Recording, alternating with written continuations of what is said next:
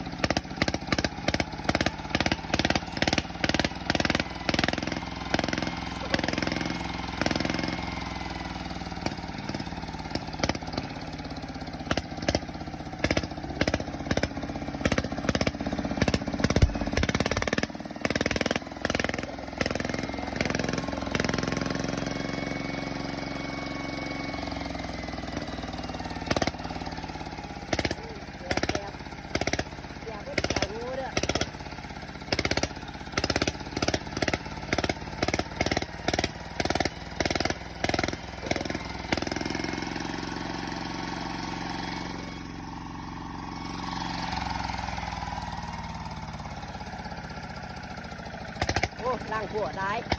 ล่างแง่ที่ยันมามันเต่ามันไงอันนี้ประมาณนี้เนาะไปกับทางไปทางเนาะตอนนี้ก็พ่อไปเองเนาะทางไปทาง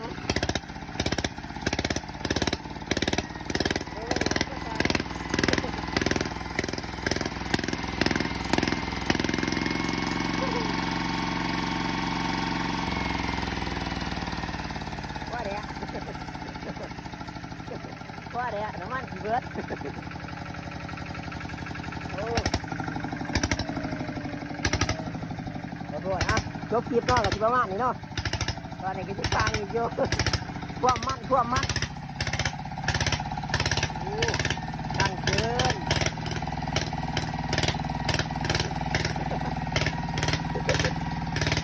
อันตราย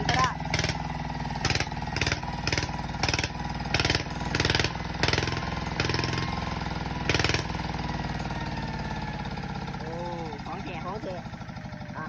อจะคลิปก็ได้ก็แซ่ก็ใจให้เด้อไม่รู้เดี๋ยวมานี่เนาะหลังจากในฟังเสียงกันทีประมาณนี้เด้ออาที่ลอยกับจันมาเนาะจันมาลอยหาเนาะที่แม่งเครื่องเนาะ